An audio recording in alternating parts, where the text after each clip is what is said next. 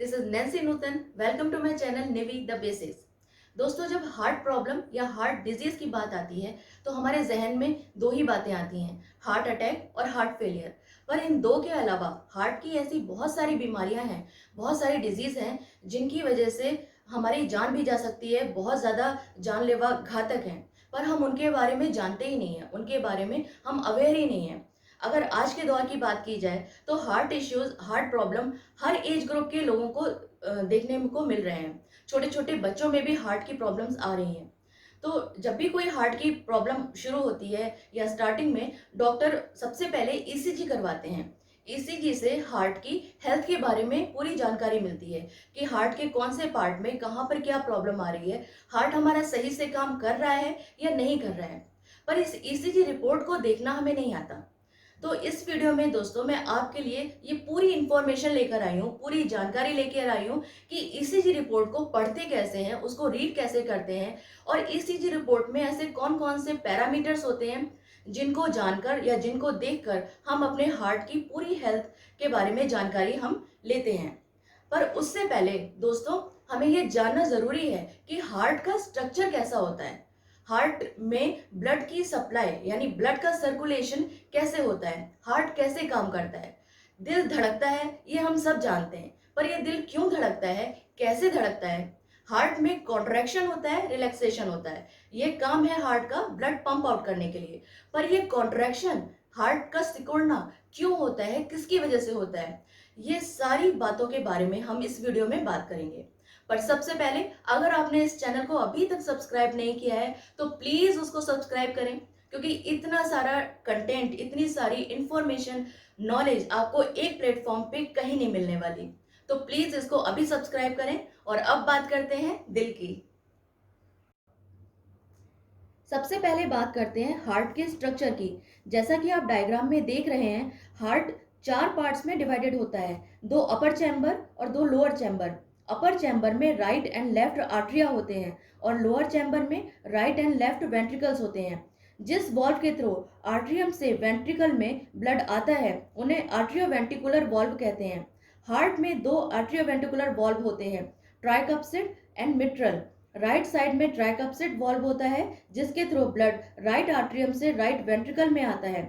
Left side में mitral valve होता है जिसके थ्रू ब्लड लेफ्ट आर्ट्रियम से लेफ्ट वेंट्रिकल में आता है। ये दोनों वॉल्व वेंट्रिकल के रिलैक्सेशन के टाइम पर ओपन होते हैं, मीन्स खुलते हैं, और जब वेंट्रिकल्स में कॉन्ट्रैक्शन होता है यानी सिकुड़ता है तो ये दोनों वॉल्व बंद हो जाते हैं। इनके अलावा दो सेमील्यूनर वॉल्व भी होते हैं जिन्हें एरोटिक एंड पल्मोनिक वॉल्व कहते हैं। जिस वॉल्व के थ्रू ऑक्सीजनेटेड ब्लड हार्ट से एरोटा के थ्रू सिस्टेमिक सर्कुलेशन में आता है उसे एरोटिक वॉल्व कहते हैं, जैसा कि आप डायग्राम में देख सकते हैं। और जिस वॉल्व के through deoxygenated blood pulmonary artery के थ्रू लंग्स में जाता है उसे पल्मोनरी वॉल्व कहते हैं। ये दोनों valve, aortic and pulmonic valve, ventricles के कॉन्ट्रैक्शन यानी सिकुड़ने पर खुलते हैं और वेंट्रिकल्स के रिलैक्सेशन पर बंद होते हैं। हार्ट के राइट साइड में डीऑक्सीजनेटेड ब्लड होता है जो पल्मोनरी सर्कुलेशन में जाता है, और हार्ट के लेफ्ट साइड में ऑक्सीजनेटेड ब्लड होता है जो सिस्टेमिक सर्कुलेशन में जाता है। हमारे हार्ट में बॉडी के डिफरेंट ऑर्गन से वेन्स के through deoxygenated blood superior and inferior vena cava से में कलेक्ट होता है। उसके बाद इन दोनों वेना कावा से, mean superior and inferior vena cava से, इम्प्योर ब्लड यानी डीऑक्सीजनेटेड ब्लड राइट आर्टरियम में जाता है। यहाँ से ट्राइकप्सिड वॉल्व के खुलने पर ब्लड राइट वेंट्रिकल में जाता है, फिर यहाँ से पल्मोनिक वॉल्व के थ्रू लंग्स में जाता है।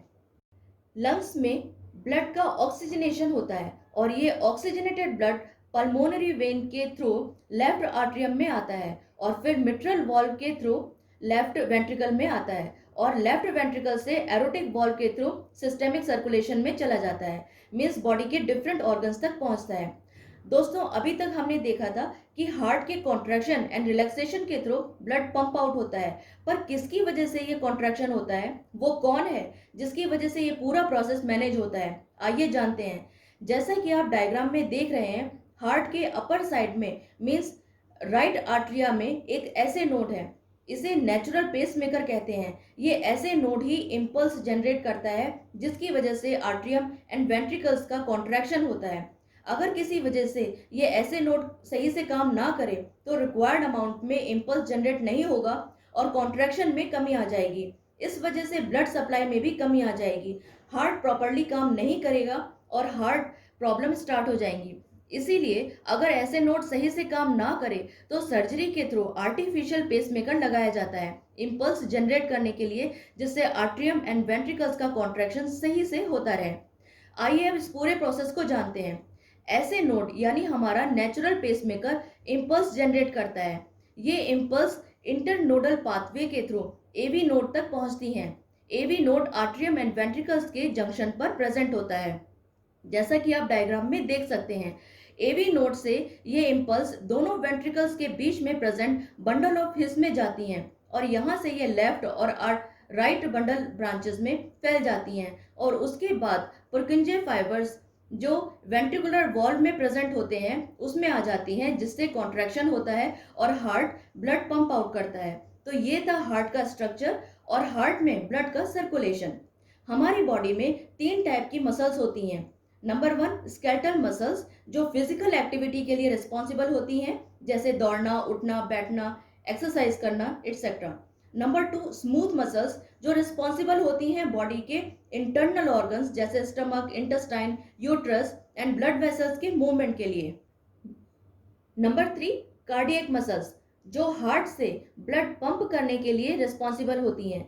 मेल के केस में नॉर्मली 300 से 350 ग्राम का हार्ट होता है और फीमेल के केस में 250 से 300 ग्राम का हार्ट होता है। ऐसे नोड द्वारा जनरेट इम्पल्स से इन कार्डियक मसल्स में कॉन्ट्रैक्शन होता है जो हार्ट का बेसिक फंक्शन है।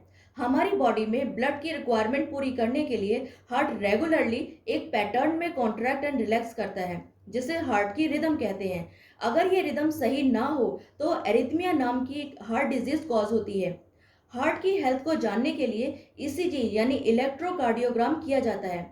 ईसीजी के द्वारा हम मेनली हार्ट रेट, हार्ट की रिदम, ऐसे नोड की फंक्शनिंग और आर्ट्रियम एंड वेंट्रिकल की कॉन्ट्रैक्टिलिटी का अंदाजा लगा सकते हैं। जैसा कि आप डायग्राम में देख रहे हैं, सबसे पहले पी वेव जनरेट होती हैं। ये पी वेव ऐसे नोड द्वारा जनरेट इलेक्ट्रिकल इम्पल्स से प्रोड्यूस होती हैं और ये आर्ट्रियम का कॉन्ट्रैक्शन शो करती हैं। इसके बाद QRS कॉम्प्लेक्स वेंट्रिकल का कॉन्ट्रैक्शन डिनोट करता है। टी वेव हार्ट की रेस्टिंग फेज को डिनोट करती हैं। रेस्टिंग फेज का मतलब होता है एक कॉन्ट्रैक्शन और एक रिलैक्सेशन के बाद रेस्टिंग टाइम आता है। उस टाइम इंटरवल के बाद अगेन कॉन्ट्रैक्शन रिलैक्सेशन की साइकिल स्टार्ट होती है। मींस एक कॉन्ट्रैक्शन एंड रिलैक्सेशन और दूसरे कॉन्ट्रैक्शन एंड रिलैक्सेशन के बीच का टाइम या गैप हार्ट का रेस्टिंग फेज कहलाता है। ईसीजी में हॉरिजॉन्टल लाइन टाइम को शो करती है और वर्टिकल लाइन करंट के एम्पलीट्यूड को शो करती है। ईसीजी जिस ग्राफ पेपर पर निकलता है उसका एक स्मॉल स्क्वायर 0.04 सेकेंड को डिनोट करता है और एक लार्ज स्क्वायर में 5 स्मॉल स्क्वायर्स होते हैं जो 0.20 सेकेंड को डिनोट करते हैं। हर स्ट्रिप को लेफ्ट से राइट की तरफ पढ़ते हैं और हमेशा स्ट्रिप की बिगनिंग से स्टार्ट करते हैं। ईसीजी के द्वारा हम इन 5 पैरामीटर्स का अंदाजा लगाते हैं। नंबर 1 हार्ट रेट मीन्स कितनी बार हार्ट बीट आई, यानी दिल कितनी बार धड़क रहा है। Number 2 heart rhythm means heart के कॉन्ट्रैक्शन का पैटर्न क्या है। Number 3 P wave means SA node द्वारा इलेक्ट्रिक इम्पल्स जनरेट ठीक से हो रहा है या नहीं। Number 4 PR interval means atrial contraction की स्टार्टिंग से लेकर वेंट्रिकल कॉन्ट्रैक्शन की स्टार्टिंग तक का टाइम। नंबर 5 QRS कॉम्प्लेक्स, ये वेंट्रिकल के कॉन्ट्रैक्शन को डिनोट करता है। सबसे पहले हार्ट रेट की बात करते हैं। हार्ट रेट को डिटरमाइन करने के लिए 6 सेकेंड मेथड को यूज करते हैं। ईसीजी स्ट्रिप में ग्राफ पेपर के टॉप और बॉटम पर 3 सेकेंड या 6 सेकेंड की डिस्टेंस पर टिक मार्क प्रेजेंट रहते हैं। इसमें 6 सेकेंड के इंटरवल में जितने QRS कॉम्प्लेक्स आते हैं उनको 10 से मल्टीप्लाई करने पर हार्ट रेट मिलता है। नंबर 2 है रिदम, यानी यदि आर वेव के बीच के इंटरवल रेगुलर होते हैं मीन्स इक्वल डिस्टेंस पर होते हैं तो ये रेगुलर पैटर्न कहलाता है। इसका मतलब होता है कि हार्ट की रिदम ठीक है। इसके अपोजिट यदि इनके बीच की डिस्टेंस कम या ज़्यादा होती है तो हार्ट की रिदम सही नहीं है। नंबर 3 पी वेव, जो सीधी लाइन चलती है उसे आइसो इलेक्ट्रिक लाइन कहते हैं। इस पर पहला अपवर्ड डिफ्लेक्शन पी वेव कहलाता है। ये ऐसे नोड की प्रॉपर फंक्शनिंग को डिनोट करता है। हम इसमें 5 चीजें देखते हैं। नंबर 1 इज क्या पी वेव प्रेजेंट है या नहीं।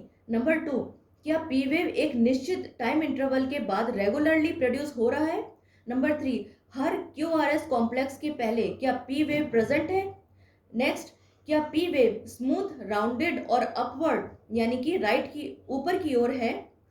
नेक्स्ट है, क्या सभी पी वेव सिमिलर है मीन्स एक जैसी हैं। अब बात करते हैं इसके नंबर 4 टाइप की, measuring P R interval.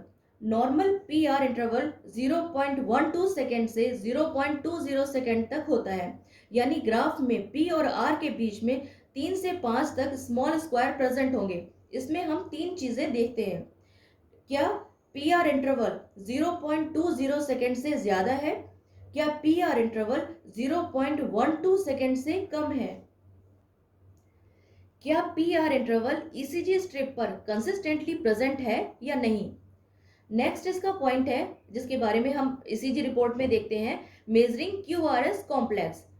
Normal QRS interval 0.06 second से 0.12 सेकेंड तक होता है, मीन्स ईसीजी स्ट्रिप पर क्यू और एस के बीच में 1.5 से 3 स्मॉल बॉक्सेस प्रेजेंट होते हैं। इसमें हम तीन चीजें देखते हैं, क्या Q R S complex 0.12 second से ज्यादा है, क्या Q R S complex 0.06 second से कम है, क्या पूरी स्ट्रिप पर क्यू आर एस अपीयरेंस में सेम है।